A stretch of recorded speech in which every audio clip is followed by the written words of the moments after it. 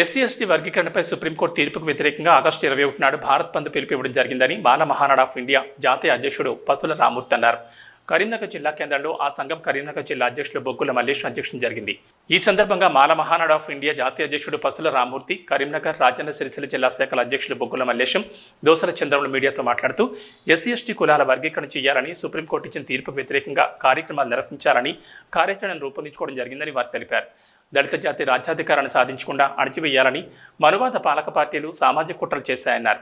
ఇందులో భాగంగా వర్గీకరణ అంశాన్ని రాజ్యాంగాన్ని రిజర్వేషన్లను రద్దు చేయడానికి సుప్రీంకోర్టు తీర్పు ద్వారా పాలక మనువాద ప్రభుత్వాలు ప్రయత్నం చేస్తున్నాయని ఆరోపణలు చేశారు. వర్గీకరణకు వ్యతిరేకంగా 21న దేశంలో డాక్టర్ బిఆర్ అంబేద్కర్ విగ్రహాల వద్ద పోరాటం, ర్యాలీలు నిర్వహించాలని తెలిపారు. వర్గీకరణ అంతం దళితుల పంతం అనే నినాదంతో పెద్ద ఎత్తున పోరాటం చేయాలన్నారు.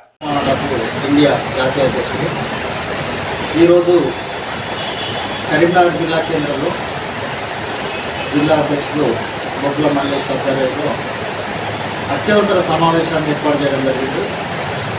సమావేశం ముఖ్య ఉద్దేశం ఆగస్టు 1వ తారీఖు సుప్రీంకోర్టు ఇచ్చిన తీర్పుకు వ్యతిరేకంగా భారతదేశంలో ఎస్సీ ఎస్టీ బీసీ మైనార్టీలు అందరూ అంబేద్కర్ వాదులు ఆ తీర్పును నిరసిస్తూ ఆగస్టు 21న బంద్ పిలుపు ఇవ్వడం జరిగింది.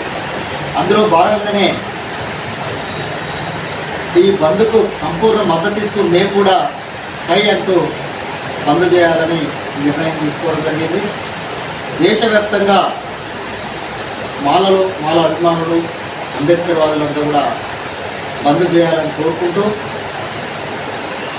బీజేపీ ప్రభుత్వం పార్లమెంట్లో చేయాల్సిన పనులను కానప్పుడు రాజ్యాంగానికి వ్యతిరేకంగా సుప్రీంకోర్టు దాన్ని పనులు చేసుకుంటుంది.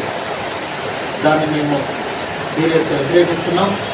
ఉదాహరణకు రామ మందిరాన్ని అయితే పార్లమెంట్లో వద్దనుకున్నారో సుప్రీంకోర్టు నుండి ఆర్డర్ తెప్పించుకొని ఈరోజు రామ మందిరాన్ని కట్టింది. అలాగే ఎస్సీ వర్గీకరణ కూడా 341 ఆర్టికల్ అక్కడ పనిచేయట్లేదు కాబట్టి నువ్వు సుప్రీంకోర్టు తన తీర్పు ఇప్పించి రాష్ట్రాల మీద వదిలేసినావు. అది కూడా కరెక్ట్ కాదు. రాష్ట్ర ప్రభుత్వం కూడా తొందరపడి రేవంత్ రెడ్డి నువ్వు నిర్ణయం తీసుకున్నావు, ఏదో ఆర్డినెన్స్ తీసుకొస్తా తొందరగా నేను అన్ని రాష్ట్రాల కంటే ముందు చేస్తాను ఖబర్దారు పెట్టా. నువ్వు ఎక్కడైతే బయలుదేరినావో అక్కడ మళ్ళీ వెళ్ళిపోవాల్సి వస్తుంది. నీకేం పని వర్గీకరణ మీద? నువ్వు తీర్పు ఇప్పించినోడివి కాదు, తీర్పు చేసినోడివి కాదు, మా జాతికి న్యాయం ఏదో కొట్లాడి తీసుకొచ్చినోడివి కాదు. నీవు చేయాల్సిన పని నువ్వు చేయి.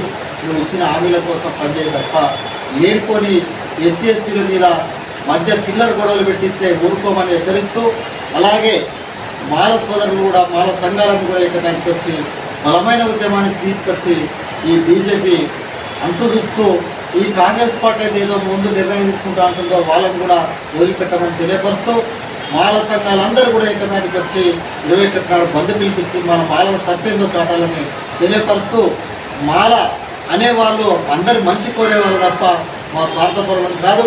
కాబట్టి మాలల ఐక్యతను చాటి రేపు సుప్రీంకోర్టులో మళ్ళీ అడ్వకేట్లు పెట్టి మన 11 మంది జడ్జీల చేత తీర్పు తీసుకొచ్చి ఎస్సీ ఎస్టీల బీసీల ఐక్యతను చాటుకుందామని తెలియపరుస్తూ జై భీమ్. చౌరస్తాను కూడా మన సర్కిల్ మొత్తం రౌండ్ వేస్తాము, రాష్ట్రాలకు వేస్తాము.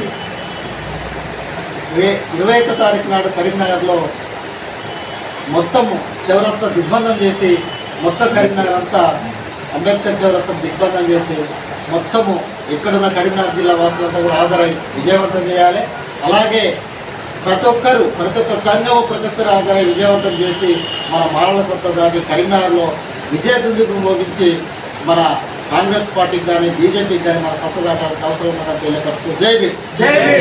జై మాల, జై మాల, జై జై మాల, జై మాల, జై మాల, జై జై మాల. అంబేద్కర్ ఆలోచన విధానం జై భీమ్.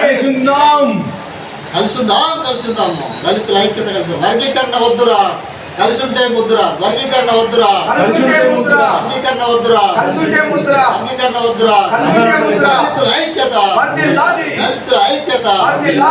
జై భీమ్, జై భీమ్, జై భీమ్.